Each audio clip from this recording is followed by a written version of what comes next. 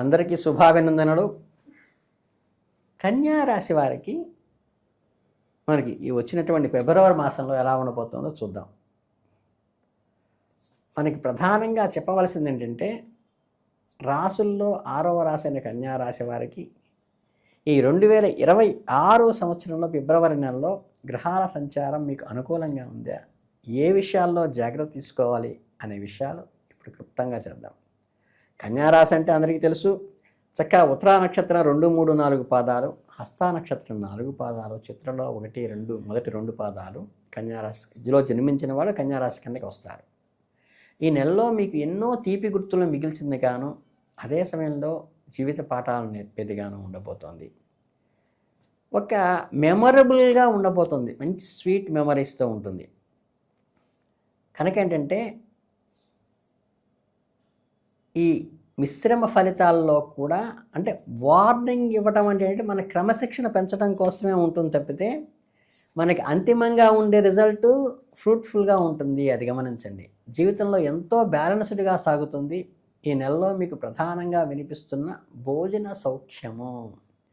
చక్కగా జ్యోతిష్ శాస్త్ర ప్రకారం ఏంటంటే, కంఫర్టబుల్గా విందు వినోదాల్లో పాల్గొంటారు. ఆహ్లాదకరమైన వాతావరణంలో తినటం వల్ల మంచి పుష్టి కలిగి అవసరమైతే ఒబిసిటీ కూడా వచ్చే అవకాశం ఉంది ఈ నెలలో. మీకు మీ ఇష్టమైన రెస్టారెంట్లో భోజనము, శుభకార్యాల్లో విందులు కావచ్చు, మొత్తానికి జిహ్వ చాపల్యాన్ని తీర్చుకునే విధంగా ఈ నెల ఉండబోతుంది. అలాగే కేవలం భోజనమే అనుకుంటారేమో, మానసిక ఉల్లాసము పుష్కలంగా ఉంటుంది. కొంచెం ఒత్తిడి తగ్గి మనిషి తేలికబడిందిరా అనిపిస్తుంది. బంధువులు, స్నేహితులు మీ ఇంటికి రావటం, వారితో కలిసి మీరు ఆనందంగా గడపటం, ఇల్లు సందడిగా కోలాహలంగా ఉండటం కూడా జరుగుతుంది. ఇక వృత్తి ఉద్యోగాల పరంగా చూస్తే ఈ నెల చాలా కీలకంగా ఉంటుంది. మీరు చేస్తున్న ఉద్యోగంలో మీ బాధ్యతలు పెరుగుతాయి. పని ఒత్తిడి కాస్త ఎక్కువ ఉన్నప్పటికీ దానికి తగిన గుర్తింపు మీకు లభిస్తుంది. పై అధికారుల నుంచి ప్రశంసలు అందుకుంటారు. ఇక్కడే చిన్న మెలిక ఉంది, ప్రయత్న కార్యాలు ఫలించకపోవడం అనే సూచన కనిపిస్తుంది. అంటే చాలా ఆశతోనూ ఎంతో కష్టపడి ఒక పని ప్రారంభిస్తారు, అది 90% పూర్తవుతుంది. కానీ ఆఖరి నిమిషంలో చిన్న ఆటంకం వచ్చి ఒక్క మార్క్ వచ్చింటే ర్యాంక్ వచ్చేదే అన్నట్లుగా ఉంటుంది. మీకు కావలసిన లోన్ శాంక్షన్ అవ్వడం ఆలస్యం కావచ్చు. ఎవరికైనా ఇచ్చిన మాట నిలబెట్టుకోవడంలో కుదరని పరిస్థితి ఏర్పడవచ్చు. అలాగే నేను ఎంత కష్టపడ్డాను కదా, ఎందుకు ఇలా జరిగింది అనే బాధపడేటువంటి ఇన్సిడెంట్స్ కొన్ని జరుగుతాయి. మీ ప్రయత్నం మీరు చేసుకుంటూ వెళ్ళండి, భగవంతుడు అన్నిటికీ నిర్ణయిస్తాడు. ఆలస్యమైనా సరే విజయం మీదే అనే విషయాన్ని గుర్తుపెట్టుకోండి. వ్యాపారస్తుల విషయానికి వస్తే ఈ నెల చాలా సజావుగా సాగిపోతుంది. గతంలోని నష్టాలు ఏమైనా ఉంటే అవి మొత్తం పూడుకుంటాయి. కొత్త కస్టమర్లు వస్తారు. ధన ఆదాయం పెరిగినట్లుగా అనిపిస్తుంది. సుఖమందు జీవనము గడుపుట అనేది మీకు రాసిపెట్టినది. ఈ మాసంలో మీ అవసరాలకు, కోరికలకు డబ్బు లోటు లేకుండా లేదు అనుకునే టయానికి అప్పటికప్పుడు అది సమకూరుతుంది. మరొక ముఖ్య విషయం ఏంటంటే, దూర ప్రయాణాలు, లాంగ్ ట్రిప్స్ కూడా వేసే అవకాశం ఉంది. కనుక మీ ప్రయాణాలు ప్లాన్ చేసుకోకుండా కలిగేటువంటి హఠాత్తుగా ఆఫీసులో పని మీద అర్జెంటుగా అప్పటికప్పుడు తయారయ్యేటువంటి ప్రయాణాలు కూడా వస్తాయి. అవి దూర ప్రయాణాలే ఉంటాయి. దీనివల్ల అలసట, ఒక రకమైన మీకు నిస్సత్తువ లాంటివి ఏర్పడే అవకాశం ఉన్నది. ఎప్పుడు కూడా వాటర్ బాటిల్ దగ్గర పెట్టుకోండి. చక్కగా నిరంతరం మీరు హెల్తీగా ఉండటానికి చక్కగా ఫ్రూట్స్ కానీ, ఈ బ్యాలెన్స్డ్ డైట్ అంటే సమీకృత ఆహారం తీసుకోవటం కూడా మీకు చాలా అవసరం. ఇక కుటుంబ విషయాలకు వస్తే బంధుమిత్రుల రాకతో ఇల్లు కలకల్లాడుతుంది. ఈ సంవత్సరం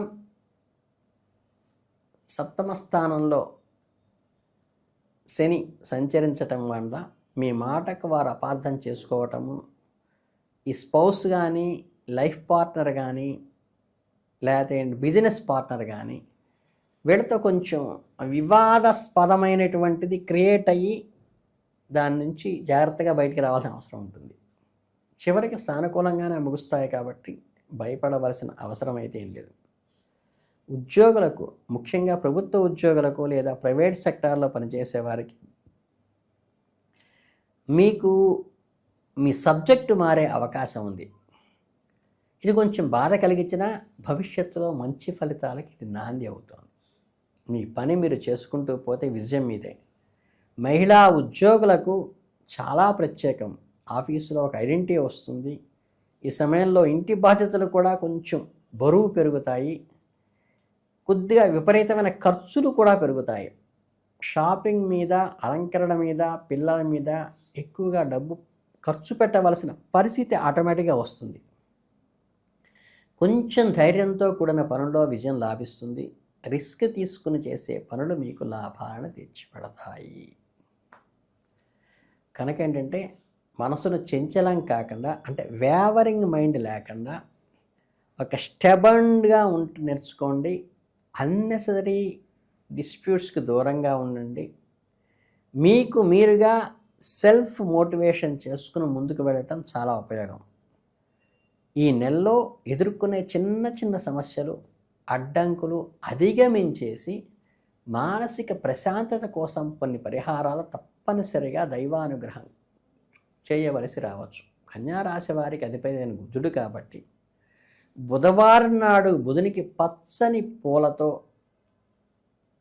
ఆకుపచ్చని, అలాగే పెసలు నానబెట్టి ఇవ్వటం కానీ, పచ్చ పెసలు పిల్లలకి చదువులో తెలివితేటలు పెరగడానికి కూడా అది ఉపయోగపడుతుంది.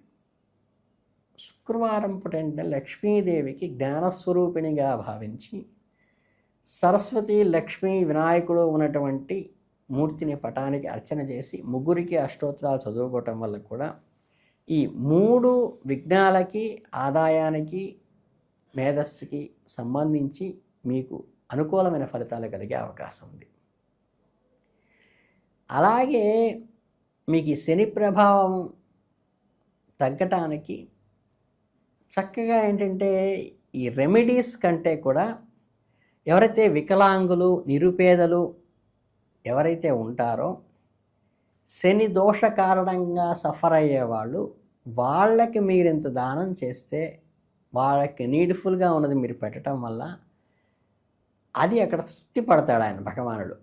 పడి మీకు అపమృత్యు దోషాల నుండి తొలగిపోయి ఆయురారోగ్య ఐశ్వర్యాలు ఆయనే కలిగిస్తాడు. అంటే మొత్తం మీద 2026 ఫిబ్రవరి నెలలో ఏంటంటే సవాళ్ళు విసురుతున్నట్టుగా ఉంటుంది. అంతిమంగా గుడ్ క్లోజింగ్ ఉంటుంది. దైవ ప్రార్థనలో ముందుకు సాగితే ఆటోమేటిక్గా దైవ ప్రార్థనతో చాలా పాజిటివ్గా, చాలా పర్ఫెక్ట్గా వస్తుంది. అది లేకపోతే కొంచెం క్లమ్జీగాను, అలజడిగాను, నిరంతరం ఒక రకమైన వేవరింగ్లో ఉండి ఎండింగ్ బాగుంటుంది. అది గమనించుకోండి. కనుక ఏంటంటే మీ ఫిబ్రవరి మాసంలో ఇంతకన్నా పెద్దగా పాటించవలసిన నియమాలు ఏమీ లేవు. ఈ చిన్న చిన్న స్తోత్రాలు, జపాలు చేసుకుంటే మీకు నెల అద్భుతంగా సాగుతుంది అని తెలియజేసుకుంటూ శుభాభినందనలతో జై హింద్.